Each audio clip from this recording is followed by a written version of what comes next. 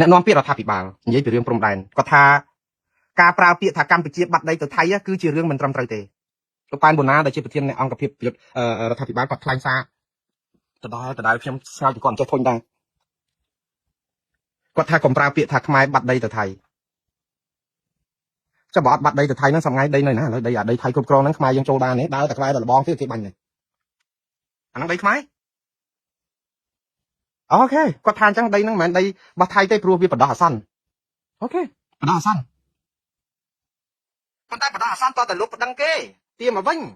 ញបើអត់ប្តឹងគេទាមកវិញទេគឺដីគេហើយព្រោះអីលោកចុះហត្ថលេខារដ្ឋាភិបាលកម្ពុជាមានលោកទាសីហាទៅចុះហត្ថលេខាថ្ងៃ27ខែធ្នូឆ្នាំ2025ថាអ្នកណានៅណានៅណា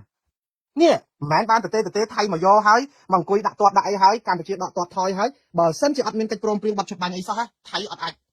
មកគ្រប់គ្រងដែនអធិបតេយ្យដីហ្នឹងអត់ត្រូវបានទៅថៃទេនិយាយទៅដីហ្នឹងគឺដីខ្មែរ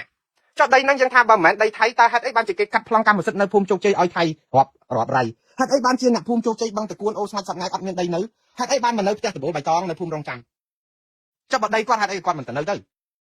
ៅនេះគឺដោយសារយើងឲ្យគេនៅណានៅហ្នឹងបើកុំឲ្យគេនៅណានៅហ្នឹងប្រជាពលរដ្ឋនៅភូមិជោគជ័យភូមិព្រៃច័ន្ទហ្នឹងក៏អាចវិលទៅវិញបានដែរព្រោះអីដីគាត់ប៉ុន្តែឥឡូវដោយសារយើងប្រាប់ថាគេនៅណានៅហ្នឹងអាហ្នឹងដីគេហើយយើងនិយាយយ៉ាងម៉េចបើយើងនិយាយថាប្រើពាក្យហ្នឹងមិនត្រូវទេគាត់ប្រើពាក្យចេះទៀតគាត់ថាអាហ្នឹងបដោះអាសន្នទេរដ្ឋាភិបាលមានយន្តការគ្រប់បែបយ៉ាងយន្តការអាស៊ានយន្តការច្បាប់អន្តរជាតិយន្តការអង្គការសហជាតិយន្តការការទូតយន្តការអីខ្ញុំដឹងថាគាត់ធ្វើមកមួយយកហើយយន្តការរដ្ឋាភិបាលខ្មែរថៃអត់ប្រយោជន៍ទេព្រោះយើងអត់មានទូតដែលអាចដាក់កងគ្នាបានអញ្ចឹងខ្ចល់សបុតយើង800លើកហ្នឹងទៅអត់បានផេះទ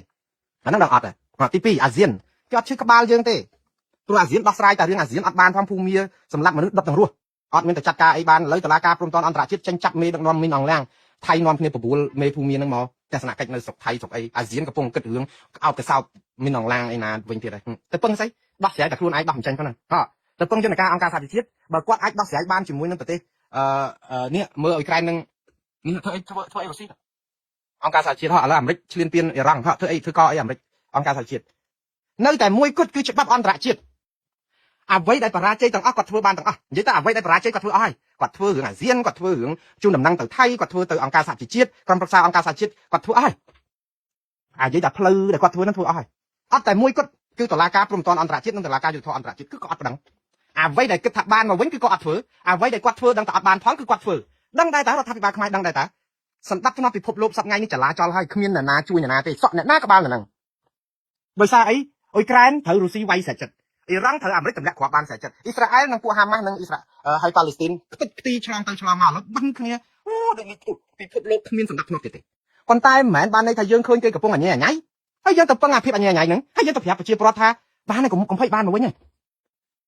ហើយអាភាពអត់អញ្ញែអញ្ញៃហ្នឹងដែលច្បាស់លាស់គឺតុលាការព្រំដែនអន្តរជាតិតុលាការយុត្តិធម៌អន្តរជាតិយើងអត់ប្រឹងហើយយើងមកប្រាប់ប្រជាពលរដ្ឋថាកុំនិយាយប្រើពាក្យថាបាត់ដីទៅថៃវាមិនត្រូវទេដីនឹងបណ្ដោះអាសន្នមិនដោះអាសន្នមិនយើងសញ្ញេហើយយើងអត់ទៅប្រើយន្តការត្រូវទៀតតើឲ្យប្រជាពលរដ្ឋសង្ឃឹមអីខ្ញុំនៅតែលើកទឹកចិត្តថារដ្ឋាភិបាលកម្ពុជាត្រូវតែដាក់ប្តឹងថៃទៅតុលាការព្រំដែនអន្តរជាតិមិញខ្ញុំបានផ្ដាំទៅលោកហ៊ុនម៉ាណែតឲ្យសរសេរលិខិតទៅលោកត្រាំសិនហើយអង្គការសហជាតិនិយាយពីតំបន់ដែលថៃឈ្លានពានក្រោយបាត់ជុបបាញ់ហើយត្រូវដាក់ឲ្យច្បាស់ណាយាមមកការឲ្យច្បាស់មុនបាត់ជុបបាញ់មានប្រមាណបាញ់គ្នាពីរលើកថៃយកបានប្រមាណក្រោយបាត់ជុបបាញ់មកថៃយកបានប្រមាណទៀតយ៉ាងហោចណាស់ឲ្យច្បាស់ខ្លួនឯងសិនបើខ្លួនឯងអត់ច្បាស់ទេយើងទៅប្តឹងណាក៏គ្មានណាដោះស្រាយខ្លួនឯងដែរគេសួរថាអូមកប្តឹងខ្ញុំហ្នឹងថាចោលប្លន់ម៉ូតូចោលប្លន់ម៉ូតូខ្ញុំអស់ពីឃ្លាំងហើយដំបងឡើយចោលប្លន់សម្រាប់អ្នកយាមឃ្លាំងខ្ញុំសម្រាប់អីច្រើនពេកព្រោះគេតដៃដើម្បីកុំឲ្យចោលចូលហើយចោលចូលយកហើយខ្ញុំព្រមឲ្យ14គ្រឿងអាហ្នឹងយើងព្រមហើយឥឡូវមិនបាច់និយាយទេប៉ុន្តែឥឡូវនៅសល់62គ្រឿងទៀត76គ្រឿងចោលយកអស់ហើយអាក្រោយហ្នឹងយកថែម62ទៀតខ្ញុំសុំប្តឹងទាំងអស់ហ្មងសរុបទៅថែម100គ្រឿងអត់អាចប្តឹងចាំបានទេ14គ្រឿងឲ្យគេហើយគឺអត់យកមកលុបទេទុកឲ្យមានយន្តការធ្វើពីគេដោះស្រាយ62គ្រឿងនេះត្រូវប្រាប់គេតើយើងច្បាស់នៅថាយើងដឹងគេលួចបាន62គ្រឿងហ្នឹងពួកយើងអត់ឲ្យទទួលស្គាល់ទេប៉ុន្ត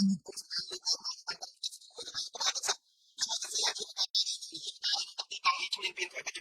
ៅនៅតែថៃឈ្លានពានថៃឈ្លានពានថៃឈ្លានពានចឹងនៅតែប្រាប់ថាគេលួចម៉ូតូខ្ញុំមកគេលួចម៉ូតូគេថាលួចបានគ្រឿងអត់ដឹងទេលួចថ្ងៃអ្នកណាទៅដោះស្រាយឲ្យយើងបានហើយអត់ប្តឹងទៀតគេលួចតែផ្សាយប្រាប់អ្នកព័ត៌មានតែគេលួចម៉ូតូយើងលួចថែមទៀតតែអត់ប្តឹងទេអាគេអ្នកស្ដាប់មកថាអូម្ចាស់ឃ្លាំងនេះមិនស្រួលគាត់ខូចប្រដាប់គិតអីមិនដឹងព្រោះអីប្តឹងក៏មិនប្តឹងចេះតែថាគេលួចរាល់ថ្ងៃអាចគាត់មានជំងឺក៏មិនដឹងវាអញ្ចឹងណាបងប្អូនតតែយើងប្តឹងហើយត្រូវឲ្យច្បាស់ប្រហែលគ្រឿង76គ្រឿង14គ្រឿងគឺ14គ្រឿងគេនេះឲ្យអត់ទុកក្នុងអត់បូកលោកជាមួយនឹង76យើងយកតែ62គ្រឿងក្រោយមកឲ្យវាច្បាស់តឡាការគេអាចដោះស្រាយតាមនយោបាយវាអស់លោកធ្វើរាល់ថ្ងៃទេអញ្ចឹងហើយតឡាការព្រំដែនអន្តរជាតិនេះគេចាំទទួលបណ្ដឹងតែអស់លោកអត់យកបណ្ដឹងទៅដាក់ផងហ្នឹងរួចទៅសង្ឃឹមថាកុំឲ្យគេនិយាយថាបាត់ដីទៅថៃវាមិនត្រូវឲ្យគេនិយាយថាម៉េច toal tại dương đăng tới tờ lá ca cho thì thọ an trả chiết đi prom toàn an trả chiết đấy nửa bên năng ban bật chia pro Campuchia cọ cái đau cứ tha đây thay đây do đây không ai để thay do ban đó á cứ sừng khâm thay ban mà bình khla anh năng phần tay bà lỡ á cứ đây thay đây dương sừng nghe ai kia mà nó bạc kia đau tăng đây không ai để kia do tiếp phụ dương ấp nó to tăng ấy từ đám hội bà la luôn kia ban thôi nè đây cho nên trong là gì tha về cái hot nơi đâyខ្ញុំហត់នឿយនឹងផ្សាយព័ត៌មានដដែលក៏ប៉ុន្តែខ្ញុំស្ងាច់សរសើរនឹងមន្ត្រីខ្មែរមិនចេះហត់នឿយក្នុងការប្រើនយោបាយប្រជាពិធបោកប្រាស់ប្រជាពលរដ្ឋឲ្យលងលក់ក្នុងការរងចាំដោយគ្មានទិសតំបន់ណាហើយខ្ញុំលើកទឹកចិត្តខ្ញុំធ្វើកិច្ចការងារផ្នែកច្បាប់ប្រជាដែរផុសតាំងនៅក្នុងតុលាការមិនមែនជាប្រព័ន្ធផ្សព្វផ្សាយទេបងប្អូនណាផុសតាំងនៅតុលាការមិនមែន The Bloomberg ទេផុសតាំងនៅតុលាការមិនមែន The Fox News ទេផុសតាំងនៅតុលាការក៏មិនមែនជាសេចក្តីថ្លែងការណ៍បោះហោះចោល800លើកនឹងដែរអត់ទេផុសតាំងតុលាការគឺជាការកសាងសក្ខីកម្មរបស់ជនរងគ្រោះមានចម្លើយមានអីរបួសស្នាមខាត់បងកន្លែងណាយកមកចងក្រងជាឯកសារផុសតាំងហើយដាក់ប្តឹងទៅតុលាការព្រំប្រទានអន្តរជាតិនេះបានយកឈ្នះក្តីគេបើអត់ទេលោកកំពុងតែធ្វើនយោបាយបោកប្រាស់ប្រជាពលរដ្ឋឲ្យរងចាំទាំងអស់សង្ឃឹមប៉ុន្តែរងចាំទៀតទៅព្រោះគេខំដែរតែខំខ្ចល់បាទ